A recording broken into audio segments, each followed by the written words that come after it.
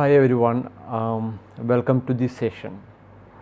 In the previous session, we have discussed how a central bank can influence its monetary base by conducting open market operations and discounting of loans to the commercial banks. In this session, we will discuss how increases the action taken by the central bank, suppose through open market operation or through the discounting of loans to the banking system, and how does it leads to further expansion of money supply in the economy. So, there we will discuss two important aspects. One is how it increases, it makes multiple expansion of deposits in the bank, and then subsequently we will discuss how does it leads to multiple expansion of money supply in the economy. So, as a motivational factor, let me put this data, that is the total money supply in India on March 2022. Within this, you can see that the C, because money supply, we have defined that money supply is equal to C plus D. Out of the C, you can see that that is 14.9% is the C, right, that is the currency. And the deposits, you can see that the demand deposits, this is 8.1 and time deposit is 74.8%. So, this constitute the total deposits, demand deposit and time deposits, and other deposit mainly done by the president, PM, ex-PM, etc. With the central bank, that constitutes 0.2%. So, what we are going to see that with this currency in circulation, how they are able to attain, because this currency is coming to the economy through the banking system, and mainly through the banking system and mainly through the open market operations and discounting of loans, and then how it expand to this amount. So, let us analyze this process using a T account. So, the starting point here is that let us bring back what we discussed in the previous class. That means, suppose that a $100 open market purchase by the central bank was conducted with the first bank.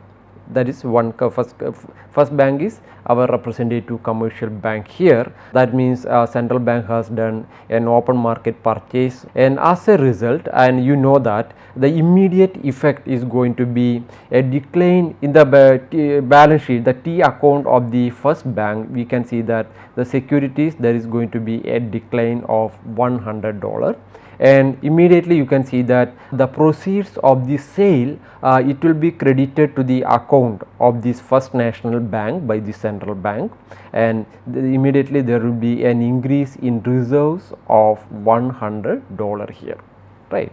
That is the first change that we can see here.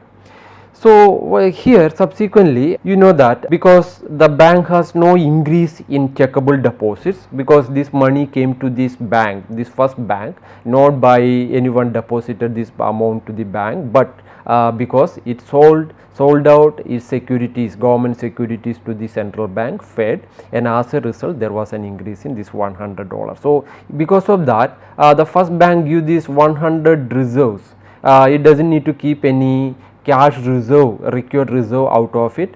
Let us assume, take an assumption that, suppose that the first bank gives this entire 100 reserve as 100 loan to a borrower. So, let us say that bank decides to make a loan in equal in amount to the 100, for example 100 million, if you say, you can add it if you want to increase the size, rise in excess reserve. So, when the bank makes the loan, its setup, how does a bank gives loan?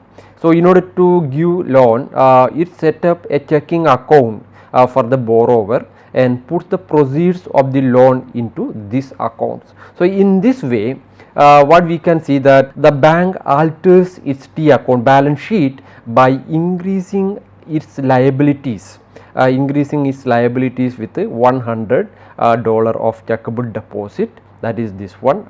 You can see that the liability has increased, and the asset also increase by $100. So that means we keep the initial one exactly like the securities, reserves, and also the loans, it increases like this. So the checkable deposits increases, right. So in this way the bank alters its balance sheet by increasing its liabilities with $100 checkable deposit, and at the same time increasing its assets with $100, right. So this is how the resulting T account looks like. Now see, these reserves will not stay with the first bank for very long, because they have given the loan, and immediately what we are shown in the T account is that the immediate how does immediately after that how does the T account looks like.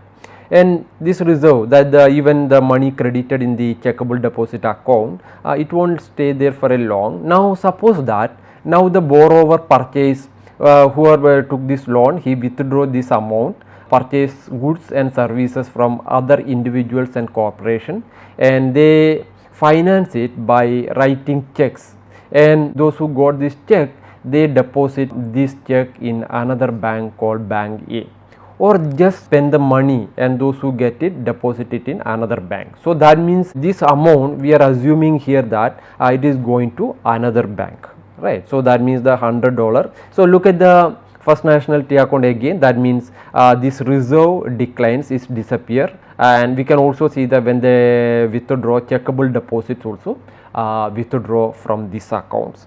What we can see here now, we can see here is that the another bank, the entire banking system is coming to the picture.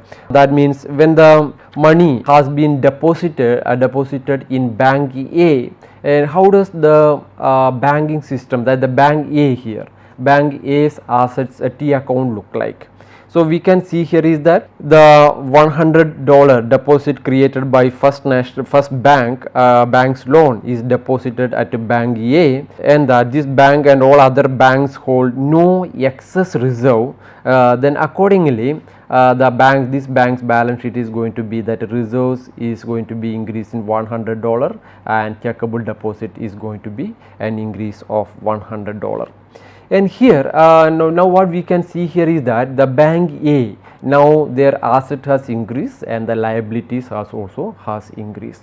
So looking at the bank management principle, that is, it's no worth for, because this bank has received a checkable deposits of $100, and since bank is a financial institution, it wants to maximize its profit, plus you know that in keeping these liabilities, and that is this $100 deposit, it actually needs to pay some interest income to the depositors as well as some operating costs. Obviously you know that this bank will want to spend this money, employ this fund to make income.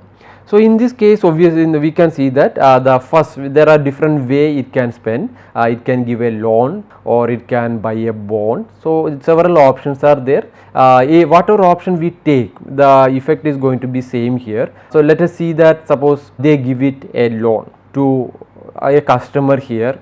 So assume that here the required reserve ratio is 10%. Suppose the RR is 10%. So the bank A can only give loan of excess reserve $90, right. Because in the previous case, the First National Bank, it does not need to keep any RRR, because that money has come from the Federal Reserve System, from the central bank by selling security. But here this $100, out of this $100, it cannot give the entire amount. Initially anyway it is excess reserve only, this actually we can say that excess reserve. Then by keeping, but out of this now 100, they have to keep 10% as the required reserve, that means $10. So this bank can give only the excess reserve 90 as loan. So in this process, let us discuss that the reserve ratio is, required reserve ratio is 10%. So this bank will now find itself with a 10 million increase in required reserve, leaving it 90 million of excess reserve. So it does not want to hold excess reserve, it will make loans for the entire amount, is loan. Then as a result, what is going to happen? Its balance sheet T account now looks like that the reserves, it becomes out of 100, now it become only 10, that is the required reserve, and it doesn't want to keep, it doesn't want to hold any excess reserve. That is our assumption here for sake of simplicity, and it gives the remaining 90 as loans, that is also an asset, and the liabilities that we have seen here that remain same here, that is $100. Now when this loan, suppose this loan is received by a borrower, another borrower, if the money spent by the borrowers to bank A lent the 90 million is deposited in another bank, say such as for example bank B, and this amount that the loan through the economic transaction, we are going to see that this has been deposited in another bank such as bank B here. So the T account for the bank will be like this. That means the immediately when the amount is deposited here, the reserves will increase. Reserve, don't call it as required reserve, just any money directly coming, it will be just, we are going to call that this is reserve. It can be excess reserve and required reserve, but here we can see that this is nothing but excess reserve, 90 increase in 90. And the liabilities, obviously you know that somebody depositing this money, immediately the checkable deposit increase by $90, that means 90 is the liability. So equivalent increase of reserve, that is 90 is the increase in asset. And again what we can here see that the checkable deposits in the banking system have risen by another 90 million.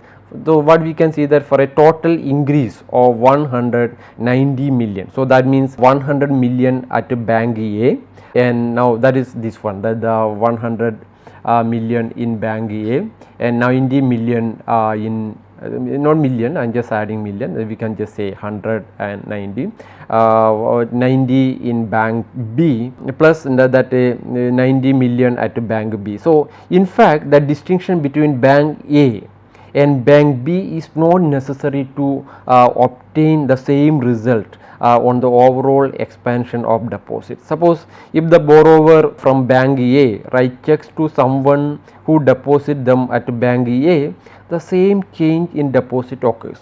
So the T accounts for the bank B would just apply to bank A and its checkable deposit would increase by the total amount of 190. What this bank B now want to do?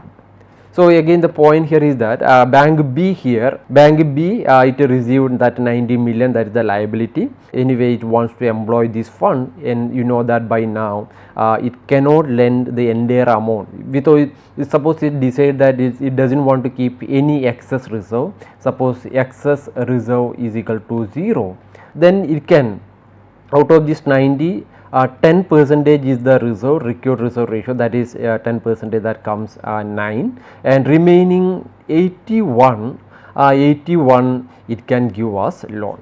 So how does when it's making a loan, the T account look like this, that the asset reserve is 9 and loans is 81, and the liability that we have seen that it is 90.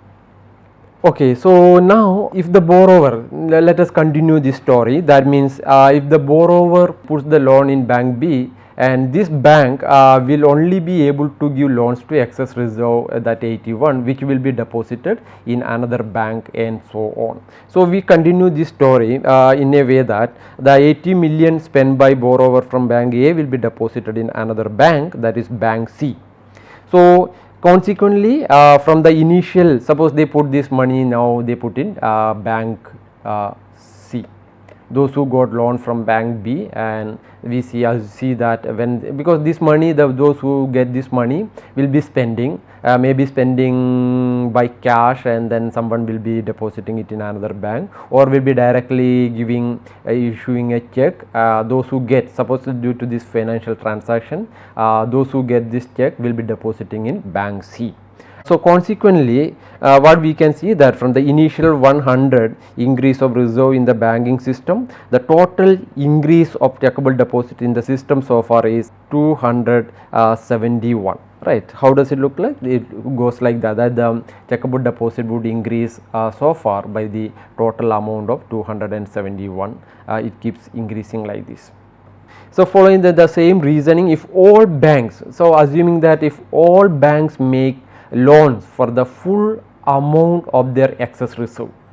That means without keeping any excess reserve, they keep all amount, they only keep the required reserve ratio, and they make loans for the full amount their excess reserve. Further increment in checkable deposit will continue at bank C, bank D, E and so on, right. So therefore the total increase in deposits from the initial 100 increase in the reserve will be equal to 1000. So the increase is tenfold here, which is a reciprocal of the 10% reserve requirements. So it looked like this. We started with the first bank, then increase in deposit was 0 there because they got the money from by selling security to the Fed, and then we can see that the increase in reserve we say that here 0.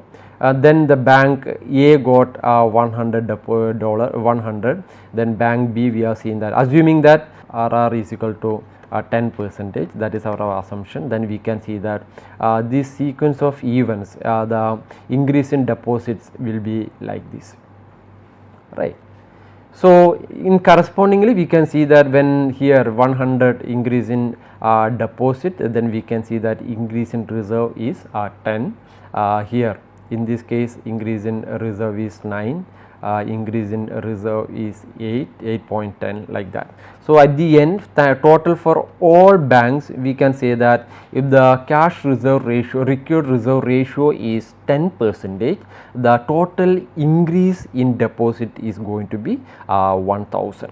So the corresponding increase in reserve, that the reserve with the banking system, the reserve with the central bank as part of the RR, as part of the RR required reserve is going to be 100, right. So here putting this one, what we can say that how this increase in deposit 100 happen, that we can write in the del D, that the change in the deposit, that is 100 is equal to del R times 1 is equal to $100, that is the first one.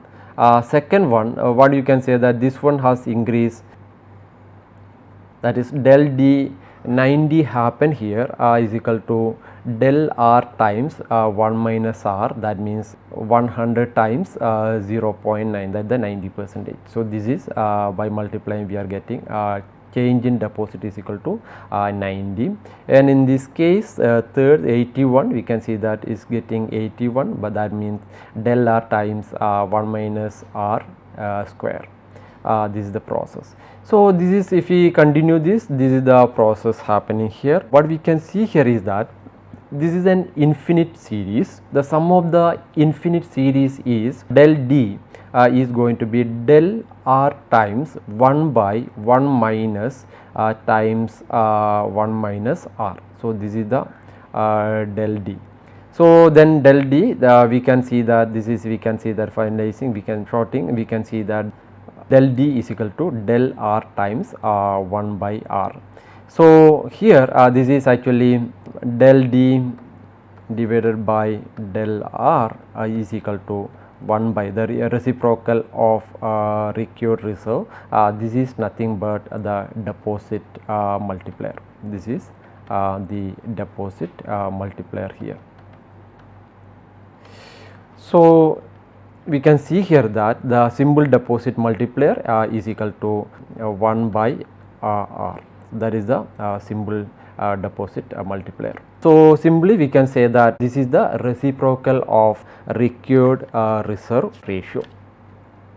So in addition, the same formula we can also derive it using algebra as well. So our assumption here is that in order to do that, let me say that our assumption that banks do not hold any excess reserve means that the total amount of required reserves in the banking system RR will equal the total reserves in the banking system. That means total reserve R is equal to only reserve required reserve, not the excess reserve. So that is our assumption. So that the required reserve is equal to the total R. We assume here that the excess reserve this bank keeps is going to be 0.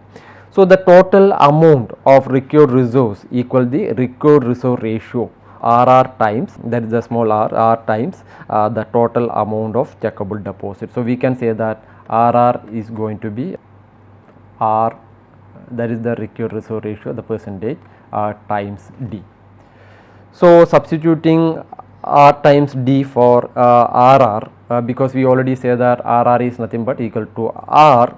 So, we can rewrite it actually that R times D is equal to R, because we assume excess reserve is equal to 0 here, and dividing both sides of this equation by R, we are going to get D is equal to 1 by R times R.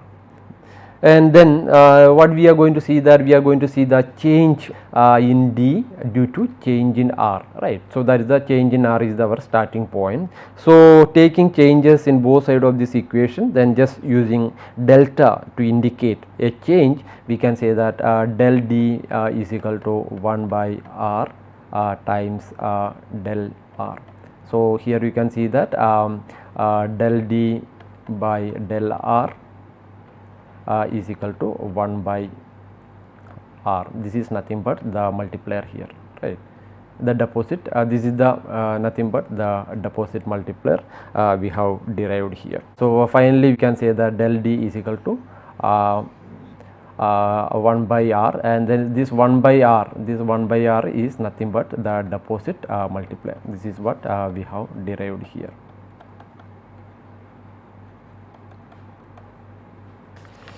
What we have seen here is that the multiple increase in deposits generated from an increase in the banking system's reserve is called simple deposit multiplier, or more generally, the simple deposit multiplier equals the reciprocal of the required reserve ratio. So, this is what we have seen. So, I am just putting everything in a slide. That means del D is equal to 1 by R times del R, with all that del D means change in total checkable deposits, R is the required reserve ratio, and del R the change in reserves for the banking systems. In our example, this one is $100. So, what are the critiques of this model? So, the thing here is that what we can see, our model of deposit multiple creation seems to indicate that Federal Reserve is able to exercise complete control over the level of checkable deposits by setting the required reserve ratio and the level of reserve. But the actual creation of deposit is much less mechanical than the symbol model indicates. So, what we see here, that we assume that ER is equal to 0 here, that is our assumption. We assume that ER is equal to 0, but it not necessary. We have seen in the previous class sessions that suppose it also the ER, it depends how much ER the banking system want to keep. It also depends on the liquidity management of the bank. Suppose if they see a liquidity crisis, and if they see some kind of uncertainty in the economy, that there is unexpected deposit outflow, in that case you can see that this ER may not going to be 0, it is going to be, ER is going to be greater than 0, right. At that time ER is going to be greater than 0. And similarly, we have seen that in the beginning, that the bank A, the proceeds from bank A's 9 million loans, what if the proceeds from bank A's 90 million loans not deposited but are kept in currency. We have seen that the 90 million from bank A, this loan, this we have taken, that is bank A, this loan, those who got this loan, instead of spending this money and depositing in bank B, what if they keep the entire amount, entire 90 as cash with themselves? That is one. Or what if they keep some part out of this, maybe they keep 20 as cash, 20 as C, and remaining 70 they put it in the bank. That means they spend in the economy. So, then subsequently it go to the other bank. So, that means the multiple expansion that we have seen here, it may not be that great as we saw here. So, it won't be exactly this 90. So, that means in the beginning itself it is going to be only 70. So, the expansion starting from this 70. So, 70 it goes to another bank, bank C, what we can see that in the bank C they get only $70, not 90. And again if they spend, suppose 10% is the CRR, and if they keep CRR 7, 7 is the required reserve, so they can lend 63, 7 plus 63 they can lend. What if out of this 7 they see that okay, this is RR, this is RR, plus they also think that they want to keep some excess reserve. Suppose they want to keep for example 20. So that means if they keep 20 as the excess reserve, then they will be having left out with only 43, right. So that means the way we saw in the formula, that means the money will be expanding the way exactly the reciprocal of the reserve ratio, but it not necessary that it may not happen in the same way. And in another words, currency doesn't lead to, suppose the households, those who got this loan, if they want to keep more and more currency, if they want to keep more and more currency with them, so we know that currency doesn't lead to multiple deposit expansion, whereas deposits do. Thus, if some proceeds from loans are not deposited in banks but instead are used to raise the holdings of currency, then we can see that less multiple expansion occurs overall, and the money supply doesn't increase by the amount predicted by our simple model of deposit creation, right. So we can see that in that way we saw that here deposit multiplier, suppose we saw the deposit multiplier, that is 1 by R is equal to, then we saw that is going to be 10, right.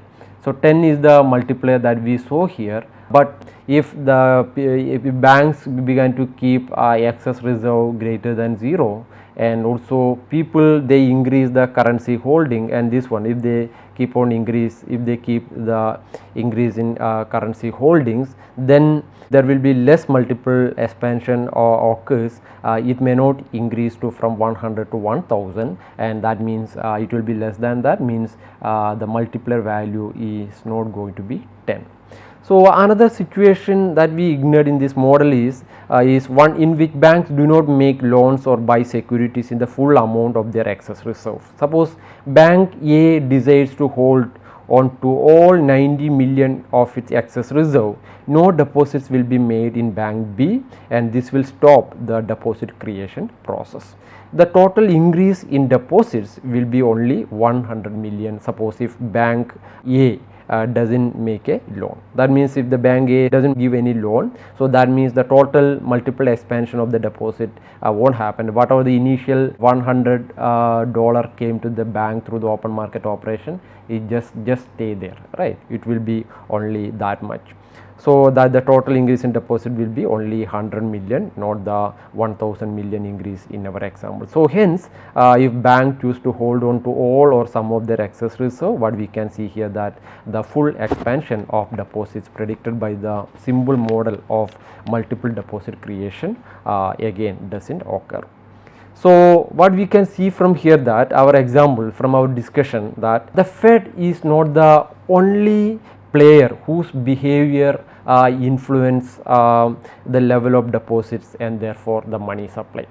So in the simple deposit multiplier, we simply take that simple deposit multiplier is equal to 1 by R. So based on this, we only see that actually is mainly the central bank decides everything, but we can also see that other stakeholders also come in the picture. That is the depositors, those who decide that they have to deposit. Another is the borrowers. What if the people, individual and institution not borrowing? Similarly, the banking system, their financial position, their bank management, how much excess reserve they want to keep. So this actually leads to our another model, an extension of this model, that is called money multiplier, which we are going to discuss in the next session. Thank you for watching this video, and I will see you in the next session. Thank you.